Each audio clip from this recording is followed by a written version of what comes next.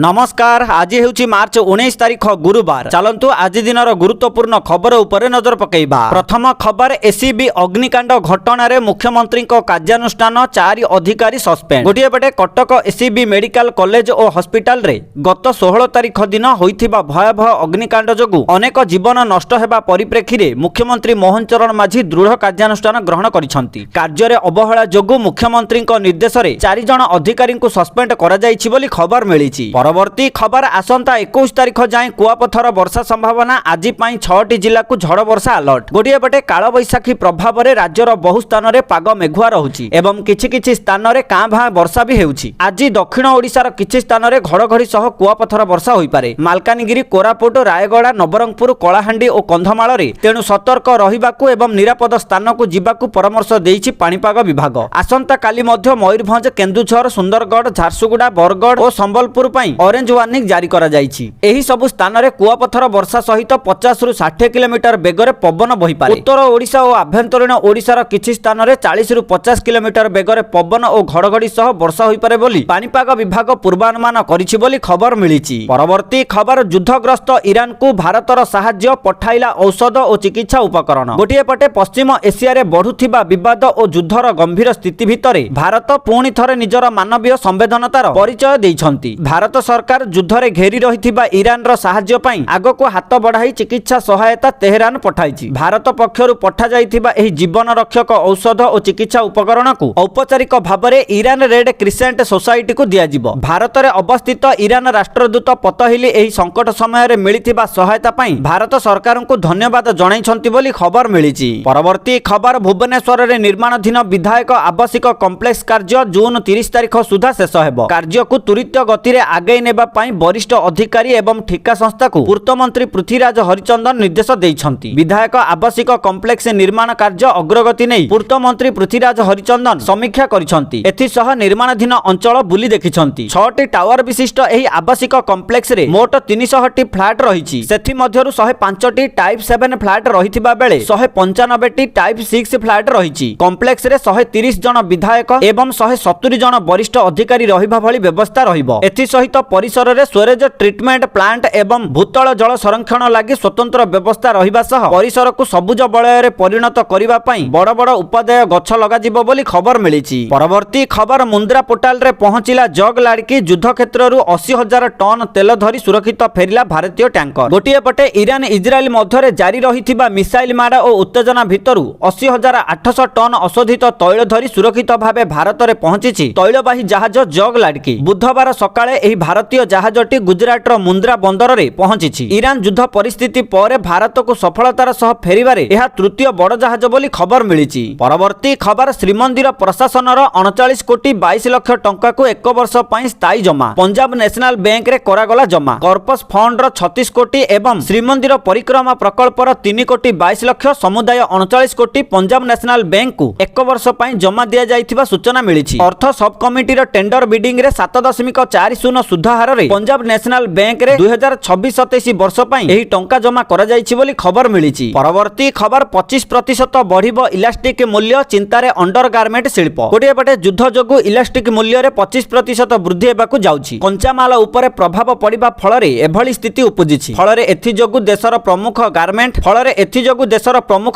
बजार तिरुपुर समेत अन्य स्थान गुड़िकरे उत्पादन प्रभावित हेबो। इलास्टिक अभाव संपूर्ण जोगान चेन को प्रभावित करिवो। एहा नियुक्ति उपरे मध्य संकट सृष्टि करिवो। मूल्य वृद्धि जोगु उत्पादन 50% जाय कमेबा नै तिरुपुर इलास्टिक मैन्युफैक्चरर्स एवं ट्रेडर्स एसोसिएशन घोषणा करिछि बोली खबर मिलिछि। परवर्ती खबर एणिकी कार्यानुष्ठान पूर्वरु सरकारी कर्मचारी मृत्यु हेले विभागीय प्रोसीडिंग बंद हेबो। जदि कौनसी सरकारी कर्मचारी विरुद्ध रे चलिथिबा विभागीय प्रोसीडिंग निष्पत्ति आसीबा पूर्वरु तांकर मृत्यु घटे तेबे सेही प्रोसीडिंग आपणा छाय बंद होई जिबा उचित। जणे मृत सरकारी कर्मचारी विरुद्ध रे चलिथिबा दीर्घ दिनर विभागीय प्रोसीडिंग आଳରେ तांका पत्नी को पेंशन सह अन्यान्य अवसरकालीन सुविधा दिया न जिबा प्रसंग रे हाईकोर्ट एभली कहिबा सह तुरंत आवेदनकारिणी को समस्त प्राप्य प्रदान करिबाकू राज्य सरकार को निर्देश दैछंती बोली खबर मिलिछि। परवर्ती खबर राज्यरु दूर हेबो एलपीजी गैस समस्या। एथिपाई सरकार सिटी गैस भित्तिभूमि को त्वरान्वित करिवे। एने एक जरूरीकालीन रोड मैप प्रस्तुत करा जायछि। ए संक्रांत रे गतकाली लोकसभा भवन ठारे मुख्य शासन सचिव अनु गर्गଙ୍କ अध्यक्षतार एक उच्चस्तरीय बैठक अनुष्ठित होई जायछि। बैठक रे गैस भित्तिभूमि निर्माण थिबा समस्यार समाधान ପାଇଁ ବିସ୍ତୃତ ଆଲୋଚନା ହୋଇଥିଲା। ବିଶେଷ କରି ଘରୋଇ ଖାଉଟି ଏବଂ ବାଣିଜ୍ୟ ପ୍ରତିଷ୍ଠାନ ଯଥା ଡାକ୍ତରଖାନା, ହୋଟେଲ ଏବଂ ରେଷ୍ଟୁରାଣ୍ଟ ଗୁଡ଼ିକୁ ଏଲପିଜି ପରିବର୍ତ୍ତେ ପାଇପ୍ ପ୍ରାକୃତିକ ଗ୍ୟାସ୍ ବା ପିଏନଜି ଏବଂ ସିଏନଜି ବ୍ୟବହାର କରିବା ପାଇଁ ପ୍ରୋତ୍ସାହିତ କରିବାକୁ ଗୁରୁତ୍ୱ ଦିଆଯାଇଥିଲା। ଏହି ଉଚ୍ଚସ୍ତରୀୟ ସମୀକ୍ଷା ବୈଠକ ପରେ ପାଇପ୍ ପ୍ରାକୃତିକ ଗ୍ୟାସ୍ ବା ପିଏନଜି ଏବଂ ସିଏନଜି ପାଇଁ ଆବଶ୍ୟକୀୟ ପ୍ରଶାସନିକ ଅନୁମତି ଏବଂ ଭିତ୍ତିଭୂମି ବିକାଶ କାର୍ଯ୍ୟକୁ ଯୁଦ୍ଧକାଳୀନ ଭିତ୍ତିରେ ଶେଷ କରିବାକୁ ରାଜ୍ୟ ପ୍ରଶାସନ ନିର୍ଦ୍ଦେଶ ଦେଇଛନ୍ତି। ଭାରତ ସରକାରଙ୍କ ଅତ୍ୟାବଶ୍ୟକୀୟ ସାମଗ୍ରୀ ଆଇନ ଅନୁଯାୟୀ ଓଡ଼ିଶା ଏବେ ପ୍ରାକୃତିକ ଗ୍ୟାସ୍ ବ୍ୟବହାରକୁ ପ୍ରାଥମିକତା ଦେଉଛି। ଆସନ୍ତା ଜୁନ୍ 30 ତାରିଖ ସୁଦ୍ଧା ଭିତ୍ତିଭୂମି କାର୍ଯ୍ୟକୁ ଦ୍ରୁତ ଗତିରେ ଶେଷ କରିବା ପାଇଁ ଲକ୍ଷ୍ୟ ରଖିଛନ୍ତି ସରକାର। ଏଥିପାଇଁ ମ୍ୟୁନିସିପାଲିଟି କର୍ପୋରେସନ, ପୂର୍ତ୍ତ ବିଭାଗ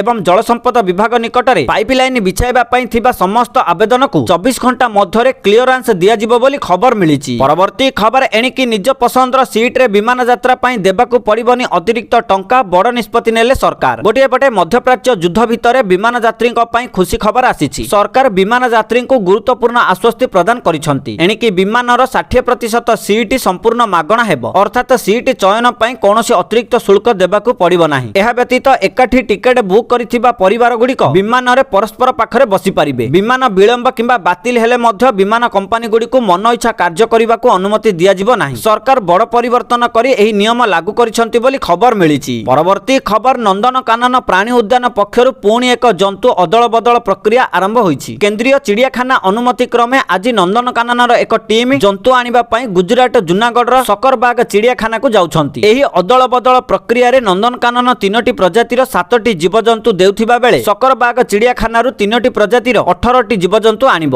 ଆଣୁଥିବା ଜୀବଜନ୍ତୁ ମାନଙ୍କ ମଧ୍ୟରେ 2 ଯୋଡ଼ା କଲରପତରିଆ ବାଘ, 2 ଯୋଡ଼ା ଡେମୋଇସେଲ କ୍ରେନ୍ ଓ 5 ଯୋଡ଼ା ଜଙ୍ଗଲୀ ନାଲି କୁକୁଡ଼ା ଅଛନ୍ତି। ସେହିପରି ପ୍ରତିବଦଳରେ ଗୋଟିଏ ଅଣ୍ଡିରା ଓଟପକ୍ଷୀ, 3ଟି କୁଜି ହରିଣ ଓ 3ଟି ଚୌସିଙ୍ଗା ଯିବେ। ନନ୍ଦନକାନନ ଏହି ଅଦଳ ବଦଳ ପ୍ରକ୍ରିୟାରେ ଗୋଟିଏ ନୂଆ ପକ୍ଷୀ ଡେମୋଇସେଲ କ୍ରେନ୍ ଆଣୁଥିବା ବେଳେ ଅନ୍ୟ ଜୀବଜନ୍ତୁ ମାନଙ୍କୁ ରକ୍ତ ସମ୍ପର୍କ ପରିବର୍ତ୍ତନ ପାଇଁ ଆଣୁଛି ବୋଲି ଖବର ମିଳିଛି। ପରବର୍ତ୍ତୀ ଖବର, 2033 ସୁଦ୍ଧା ଦେଶର ପ୍ରତ୍ୟେକ ବ୍ୟକ୍ତିଙ୍କୁ ମିଳିବ ସ୍ୱାସ୍ଥ୍ୟ ବୀମା। ମଙ୍ଗଳବାର ରାଜ୍ୟସଭାର ପ୍ରଶ୍ନକାଳରେ ଏହି ସୂଚନା ଦେଇଛନ୍ତି ଅର୍ଥମନ୍ତ୍ରୀ ନିର୍ମଳା ସୀତାରମଣ। ସେ କହିଛନ୍ତି ଯେ ସ୍ୱାସ୍ଥ୍ୟ ବୀମା ଏହି ସରକାରଙ୍କ ପ୍ରାଥମିକତା। ବୀମା କ୍ଷେତ୍ର ବିସ୍ତାର ହେଉଛି ଏବଂ 2024-25 ମଧ୍ୟରେ ଏହା ଦେଶର 58 କୋଟି ଲୋକଙ୍କୁ କଭର କରିଛି ବୋଲି ଖବର ମିଳିଛି। ପରବର୍ତ୍ତୀ ଖବର, ଏଲପିଜି ଗ୍ୟାସ୍ ଇ-କେୱାଇସି ନେଇ ସ୍ପଷ୍ଟୀକରଣ ରଖିଲା କେନ୍ଦ୍ର ପେଟ୍ରୋଲିୟମ ମନ୍ତ୍ରାଳୟ। ଗୋଟିଏ ପଟେ ମଧ୍ୟପ୍ରାଚ୍ୟରେ ଯୁଦ୍ଧ ଉତ୍ତେଜନା ମଧ୍ୟରେ ସାରା ବିଶ୍ୱରେ ଏବେ ତୈଳ ଏବଂ ଏଲପିଜି ସଂକଟ ଦେଖାଦେଇଛି। ଏଭଳି ଏକ ଗୁରୁତ୍ୱପୂର୍ଣ୍ଣ ସମୟରେ ଦେଶ ମଧ୍ୟରେ ଏଲପିଜିକୁ ନେଇ ସଂକଟ ଉପୁଜୁଛି। ଲୋକମାନେ ବୁକିଂ କରିବାରେ ଅସୁବିଧାର ସମ୍ମୁଖୀନ ହେଉଛନ୍ତି। ଏହି ସମୟରେ ପେଟ୍ରୋଲିୟମ ମନ୍ତ୍ରାଳୟ ମଙ୍ଗଳବାର ସ୍ପଷ୍ଟ କରିଛି ଯେ ଏଲପିଜି ବାୟୋମେଟ୍ରିକ ଆଧାର ପ୍ରମାଣୀକରଣ ବା ଇ-କେୱାଇସି କେବଳ ଅନଧିକୃତ ଏଲପିଜି ଗ୍ରାହକମାନଙ୍କ ପାଇଁ ଆବଶ୍ୟକ, କିନ୍ତୁ ସମସ୍ତ ଗ୍ରାହକଙ୍କ ପାଇଁ ନୁହେଁ ବୋଲି ମନ୍ତ୍ରାଳୟ କହିଛି ବୋଲି ଖବର ମିଳିଛି। ପରବର୍ତ୍ତୀ ଖବର, ସ୍ଥାନୀୟ କଳିଙ୍ଗ ଷ୍ଟାଡିୟମ ଠାରେ 24ତମ ଜାତୀୟ ପାରା ଆଥଲେଟିକ୍ସ ଚାମ୍ପିୟନସିପ୍ ବୁଧବାର ଠାରୁ ଆରମ୍ଭ ହୋଇଛି। କ୍ରୀଡ଼ା ଓ ଯୁବ ସେବା ବିଭାଗ ମନ୍ତ୍ରୀ ସୂର୍ଯ୍ୟବଂଶୀ ସୁରଜ ମୁଖ୍ୟ ଅତିଥି ଭାବେ ଯୋଗଦେଇ ଏହି ପ୍ରତିଯୋଗିତାକୁ ଉଦ୍ଘାଟନ କରିଛନ୍ତି। ମନ୍ତ୍ରୀ ଶ୍ରୀ ସୁରଜ କହିଛନ୍ତି ଯେ ଓଡ଼ିଶାର ପ୍ରତିଟି ବ୍ଲକରେ ନିର୍ମାଣ ହେଉଥିବା କ୍ରୀଡ଼ା ଭିତ୍ତିଭୂମି ସମ୍ପୂର୍ଣ୍ଣ ଭାବେ ଦିବ୍ୟାଙ୍ଗ ଅନୁକୂଳ ହେବ। ପ୍ରଧାନମନ୍ତ୍ରୀଙ୍କ ବିକଶିତ ଭାରତ 2047 ସଂକଳ୍ପକୁ ସାକାର କରିବା ଦିଗରେ ଦିବ୍ୟାଙ୍ଗ ଖେଳାଳିମାନେ ସବୁଠାରୁ ଆଗରେ ରହିବେ। ଏହି ମହାକୁମ୍ଭରେ 28ଟି ରାଜ୍ୟ ସମେତ ବିଏସ୍ଏଫ୍ ଏବଂ ଏସ୍ଏସ୍ସିବିରୁ ପ୍ରାୟ 1460 ପାରା ଆଥଲେଟ୍ ଅଂଶଗ୍ରହଣ କରିଛନ୍ତି, ଯେଉଁଥିରେ ଓଡ଼ିଶାରୁ 40 ଜଣ କ୍ରୀଡ଼ାବିତ୍ ସାମିଲ ଅଛନ୍ତି। ମୋଟ 145ଟି ପଦକ ଇଭେଣ୍ଟ ପାଇଁ ଏଠାରେ ପ୍ରତିଯୋଗିତା ହେବ। ପ୍ରତିଦିନ 2ଟି ପର୍ଯ୍ୟାୟରେ ପୂର୍ବାହ୍ନ 9ଟାରୁ 11ଟା ଏବଂ ଅପରାହ୍ନ 4ଟାରୁ ରାତି 8ଟା ପର୍ଯ୍ୟନ୍ତ ଖେଳ ଅନୁଷ୍ଠିତ ହେବ ବୋଲି ଖବର ମିଳିଛି। ପରବର୍ତ୍ତୀ ଖବର, କମିଲା ସୁନା ଓ ରୂପା ଦର। ଗହଣା କିଣିବା ପୂର୍ବରୁ ନଜର ପକାନ୍ତୁ ଆଜି ଓଡ଼ିଶା ସମେତ ଦେଶରେ କେତେ ରହିଛି ସୁନା ଦର। ତେବେ ଯଦି ଆପଣ ଆଜି ସୁନା କିଣିବାକୁ ଚାହୁଁଛନ୍ତି ବା ଯୋଜନା କରିଛନ୍ତି, ତେବେ ପ୍ରଥମେ ଜାଣି ନିଅନ୍ତୁ ଆଜିର ସୁନା ଦର। ଆଜି ଭାରତୀୟ ବଜାରରେ 24 କ୍ୟାରେଟ ସୁନାର ମୂଲ୍ୟ 1,57,750 ଟଙ୍କା ରହିଛି। ସେହିପରି 22 କ୍ୟାରେଟ ସୁନାର ମୂଲ୍ୟ 1,44,600 ଟଙ୍କା ଛୁଇଁଛି। ତା ସହିତ ରାଜଧାନୀ ଭୁବନେଶ୍ୱରରେ 24 କ୍ୟାରେଟ ସୁନାର ମୂଲ୍ୟ 10 ଗ୍ରାମ ପିଛା 1,57,750 ଟଙ୍କା ରହିଥିବା ବେଳେ 22 କ୍ୟାରେଟ ସୁନାର ମୂଲ୍ୟ 10 ଗ୍ରାମ ପିଛା 1,44,600 ଟଙ୍କାକୁ ପହଞ୍ଚିଛି। ଅନ୍ୟପଟେ ରୂପା ମୂଲ୍ୟ କିଲୋ ପିଛା 2,65,000 ଟଙ୍କା ହୋଇଛି ବୋଲି ଖବର ମିଳିଛି। ପରବର୍ତ୍ତୀ ଖବର, ଡମଣା ଓ ଭିଏସ୍ଏସ୍ ନଗରହାଟ ହେବ ପ୍ଲାଷ୍ଟିକ ଫ୍ରି ମାର୍କେଟ। 15 ଦିନ ମଧ୍ୟରେ ଏକକ ବ୍ୟବହାର ପ୍ଲାଷ୍ଟିକ ବନ୍ଦ କରିବା ପାଇଁ ପ୍ରକ୍ରିୟା ଆରମ୍ଭ। ପ୍ରଥମ ସପ୍ତାହରେ ସ୍ୱେଚ୍ଛାସେବୀ ସଂଗଠନ ଜରିଆରେ ସଚେତନ କରାଯିବ। ଏକକ ବ୍ୟବହାର ପ୍ଲାଷ୍ଟିକ ବ୍ୟବହାର ନ କରିବାକୁ ବ୍ୟବସାୟୀଙ୍କୁ ସଚେତନ କରାଯିବ। ପରବର୍ତ୍ତୀ ସପ୍ତାହରେ ଏହାର ଖିଲାପ କଲେ ପଦକ୍ଷେପ ନିଆଯିବ ବୋଲି ଖବର ମିଳିଛି। ପରବର୍ତ୍ତୀ ଖବର, ମାସିକ ସର୍ବନିମ୍ନ ପେନ୍ସନରେ ପରିବର୍ତ୍ତନ କରିବାକୁ ଯାଉଛନ୍ତି ସରକାର। ବଦଳିବାକୁ ଯାଉଛି କର୍ମଚାରୀଙ୍କ ଇପିଏଫ୍ଓ ପେନ୍ସନ ଯୋଜନା। ଏଥିପାଇଁ ସଂସଦର ଏକ କମିଟି ସୁପାରିଶ କରିଛନ୍ତି। ଇପିଏଫ୍ଓ କର୍ମଚାରୀ ପେନ୍ସନ ଯୋଜନା 1995 ଆଧାରରେ ଦୀର୍ଘ ଦିନ ଧରି ଥିବା ଥିବା ସର୍ବନିମ୍ନ ମାସିକ ପେନସନ ଯୋଜନା 1000 ଟଙ୍କାରେ ପରିବର୍ତ୍ତନ କରିବାକୁ କମିଟି ତରଫରୁ ସୁପାରିଶ କରାଯାଇଛି ବୋଲି ଖବର ମିଳିଛି। ପରବର୍ତ୍ତୀ ଖବର ଏଥର ଫ୍ରିରେ ଚାର୍ଜିଂ ହେବ ଇଲେକ୍ଟ୍ରିକ କାର। ଇଭି ଗ୍ରାହକଙ୍କ ପାଇଁ ବଡ଼ ଘୋଷଣା, ପୁରୁଣା ଗ୍ରାହକଙ୍କୁ ବି ମିଳିବ ଫାଇଦା। ଗୋଟିଏ ପଟେ ଭିଏତନାମର ଇଲେକ୍ଟ୍ରିକ ଯାନ ନିର୍ମାତା ଭିନଫାଷ୍ଟ ତାର ଗ୍ରାହକମାନଙ୍କ ପାଇଁ ଏକ ବଡ଼ ଘୋଷଣା କରିଛି। କମ୍ପାନୀ ଏବେ ଭାରତ, ଇଣ୍ଡୋନେସିଆ ଏବଂ ଫିଲିପାଇନ୍ସରେ ଏହାର ବୈଦ୍ୟୁତିକ ଯାନ ପାଇଁ ମାଗଣା ଚାର୍ଜିଂ ସୁବିଧାକୁ ଯଥେଷ୍ଟ ଅଧିକ ସମୟ ପାଇଁ ବିସ୍ତାର କରିବ। ପୂର୍ବରୁ ଏହି ସୁବିଧା ସୀମିତ ଅବଧି ପାଇଁ ଉପଲବ୍ଧ ଥିଲା, କିନ୍ତୁ ଏହାକୁ ଏବେ 31 ମାର୍ଚ୍ଚ 2029 ପର୍ଯ୍ୟନ୍ତ ବୃଦ୍ଧି କରାଯାଇଛି। ଏହା ସିଧାସଳଖ ଇଲେକ୍ଟ୍ରିକ କାର କିଣିବା ବିଷୟରେ ଚିନ୍ତା କରୁଥିବା ବ୍ୟକ୍ତିବିଶେଷ ଏବଂ ଯେଉଁମାନେ ପୂର୍ବରୁ ଭିନଫାଷ୍ଟ ଯାନ ଚଳାଉଛନ୍ତି ସେମାନଙ୍କୁ ଲାଭ ମିଳିବ ବୋଲି ଖବର ମିଳିଛି। ପରବର୍ତ୍ତୀ ଖବର, ଯୁଦ୍ଧକୁ ଡେଇଁଲା ଚାଇନା। ମଧ୍ୟପ୍ରାଚ୍ୟରେ ଚାଲିଥିବା ସଂଘର୍ଷ ମଧ୍ୟରେ ଏକ ସାମ୍ପ୍ରତିକ ଆମେରିକାର ରିପୋର୍ଟ ଏକ ବଡ଼ ଖୁଲାସା କରିଛି। ରିପୋର୍ଟ ଅନୁଯାୟୀ ଚାଇନା ଇରାନକୁ ସାମରିକ ଏବଂ ବୈଷୟିକ ସହାୟତା ଯୋଗାଇ ଦେଉଛି। ଏହି ରିପୋର୍ଟ ଆମେରିକା ଚୀନ ଅର୍ଥନୈତିକ ଏବଂ ସୁରକ୍ଷା ସମୀକ୍ଷା କମିଶନ ଦ୍ୱାରା ପ୍ରକାଶିତ ହୋଇଛି। ଡ୍ରୋନ୍, ଜାହାଜ ପ୍ରତିରୋଧୀ କ୍ରୁଜ କ୍ଷେପଣାସ୍ତ୍ର ଏବଂ ରକେଟ ଇନ୍ଧନ ଉତ୍ପାଦନରେ ବ୍ୟବହୃତ ପ୍ରଯୁକ୍ତି ବିଦ୍ୟା ଯୋଗାଇ ଦେଉଛି ବୋଲି ଖବର ମିଳିଛି। ପରବର୍ତ୍ତୀ ଖବର, ଭାରତୀୟ ଡାକ ସେବା ପକ୍ଷରୁ ଦେଶର 6ଟି ସହରରେ 24 ଘଣ୍ଟିଆ ନିଶ୍ଚିତ ଡେଲିଭରି ସେବା ଆରମ୍ଭ ହୋଇଛି। କେନ୍ଦ୍ର ଯୋଗାଯୋଗ ମନ୍ତ୍ରୀ ଜ୍ୟୋତିରାଦିତ୍ୟ ସିନ୍ଧିଆ ନୂଆଦିଲ୍ଲୀରେ ଏହି ସେବାର ଶୁଭାରମ୍ଭ କରିଛନ୍ତି। ପ୍ରଥମ ପର୍ଯ୍ୟାୟରେ ଦିଲ୍ଲୀ, କୋଲକାତା, ମୁମ୍ବାଇ, ହାଇଦ୍ରାବାଦ, ବେଙ୍ଗାଲୁରୁ ଏବଂ ଚେନ୍ନାଇରେ ଏହି ସେବା ଆରମ୍ଭ ହୋଇଥିବା ବେଳେ ପରେ ଅନ୍ୟ ସହରରେ ଉପଲବ୍ଧ ହେବ। 24 ଘଣ୍ଟିଆ ନିଶ୍ଚିତ ଡେଲିଭରି ସେବାରେ 50 ଗ୍ରାମ ଓଜନର ଡାକ ସେବା ପାଇଁ 38 ଟଙ୍କା ଦେୟ ଦେବାକୁ ପଡ଼ିବ। 251ରୁ 500 ଗ୍ରାମ ଓଜନର ଡାକ ସେବା ମୂଲ୍ୟ 2000 କିଲୋମିଟରରୁ ଅଧିକ ସ୍ଥାନ ପାଇଁ 186 ଟଙ୍କା ରଖାଯାଇଛି ବୋଲି ଖବର ମିଳିଛି।